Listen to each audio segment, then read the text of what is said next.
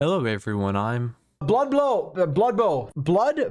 We will be doing another character comparison in this video between Venti and Sucrose. Before that, I just wanted to say the channel has been seeing a lot of growth recently, so thank you for supporting the content. If you are new, consider subscribing, and if you want more people to see the video, it helps to like. Now onto the comparison. When looking at Venti and Sucrose, it's important to keep in mind the recent iterations of Spiral Abyss and the types of monsters present for each floor. Lower chambers appear to be more friendly to grouping until you get to later floors, with things like Hydra Mimics, Specters, Thunder Manifestation, and Hypostasis being just some examples of things that have knocked Anemo down a peg from the pinnacle. We still get the occasional reset when Anemo power shines, like Defend the Millilith, or content more favorable for unique characters like Shao. Opening like that about Anemo must mean the element is bad, right? Absolutely not. It's still a strong element that can really shine in the correct situations. However, Anemo has a much more defined role for teams now. Characters of this element are still enablers, just without being able to consistently trivialize content as before the release of the Inazuma region. When taking a look at guides, this sentiment is echoed as well. So the question I had about Venti and Sucrose is, what do they bring to different teams, and can they perform similarly or offer more value for certain compositions? For artifact builds, you don't need to look any further than Viridescent Venerer. Already as enablers, both characters do a lot to uplift their teams, but when you slap this 4-piece on, their value to the teams goes through the roof.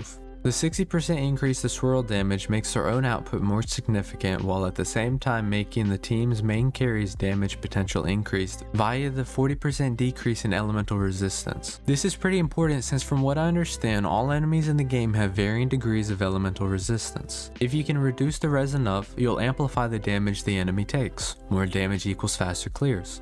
Hey, you likely aren't subscribed. If you don't want to lose your 50-50 and get a C3 Chi-Chi, then I suggest you hit the subscribe button. For the sake of transparency, I'm running my Venti on a crit-oriented build and Sucrose on an elemental mastery build. Venti will be using an R5 stringless and Sucrose will be using an R5 sacrificial, except on freeze, which then she'll have a thrilling tails. I'm not interested in explaining how to build certain characters. There's a lot of great resources out there explaining the best ways to allocate stats for maximum potential, so the takeaway from this video should not be how to build these characters. And to be honest, I'd probably get more out of my Venti with more elemental mastery, however I personally prefer focusing on crit. With regard to constellations, I've come to the opinion that I don't recommend getting them on 5-star characters. The expense for marginal gains or to just make a character function isn't a fair trade in my eyes. 4 stars I'm much more lenient with since they simply are easier to obtain from a banner, as well as the ability to acquire them from Star Glitter Exchange on a monthly rotation, and the occasional event rewarding one. C1 for Sucrose is where her value really starts to show, and each one after that makes her just a little better. For teams, we'll be taking a look at a couple to see what each character can and cannot bring to the table. In teams that use the elemental reactions Vaporize and Melt, Sucrose can further increase damage output while not being as concerned with taking up more on-field time. The majority of these characters will already be running lots of energy recharge, so Venti's additional particles won't benefit anyone in any marginal way. Another issue Venti and to a lesser extent Sucrose can have with a character like Xiangling is lower damage, since enemies launched or sucked into the respective bursts won't be hit as often by the Pyronado. The strength of taser teams in Sucrose relies on Swirl, which can trigger 2 instances of Swirl damage per element for each enemy in the AoE, and a possible 8 total damage instances per target. Unfortunately, the issue for Venti here isn't that his skill or bursts are necessarily bad, it's that unlike Sucrose, who is a catalyst user, Venti can't swirl off of his normal attacks. This pretty much just means less swirls equals less instance triggers. Probably the biggest issue in a freeze team is that Sucrose takes up too much on-field time compared to Venti, so a character like Ganyu with her charge attacks can suffer. Freeze teams don't really benefit from the elemental mastery from Sucrose's passives, while Venti can maintain burst uptime and generate more particles for a hungry carry like Ayaka through his.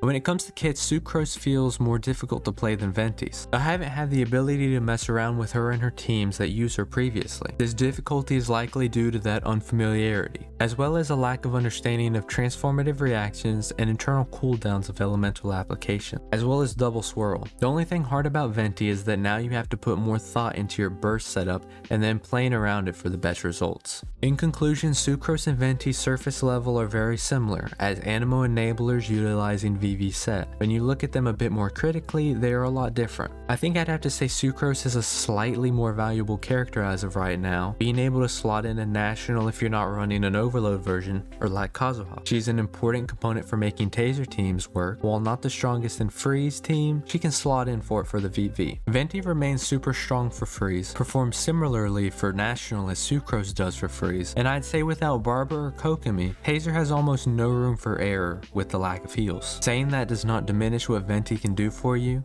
The quote-unquote value I'm placing on Sucrose is based on the multiple teams viability I talked about previously. Venti does have some of that, it's just to a lesser extent for now. I think that Sucrose's biggest issue early on had to do with the fact so many of the other early 4 stars seemingly outshined her, as well as had better synergies together. The earlier iterations of Spiral Abyss made Venti king. I mean, just use burst and the chamber's over, right? She didn't really have the chance to shine until more recently with the changes in 1.6, giving her and her strongest teams the chance to elevate their ceilings. I'd like to imagine when a new 4-star is being designed, there's a print off on the wall of Shangling, Bennett, Xingqiu, Sucrose, Beidou, and Fischl, and it says if the character ends up as good as these, you'll have to go brainstorm event ideas in a dark room. Hopefully this video was informative and accurately showcased what these characters can bring to multiple teams. I'm aware that the taser team is really scuffed. While recording this was the first time I've tried the team out, and I don't have Kokomi, who likely makes it much more comfortable to play. I did mention Sukokomon just so you'd be aware of it, but I can't really show it.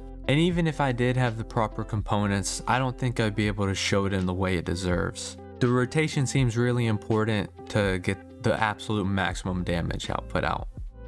In the description I'll have links to the guides I referenced just in case you would like to learn more about anything specific. If you've enjoyed the video, it really helps the channel to like this video so others can see it. And if you want to support me and see future Genshin related content, subscribe.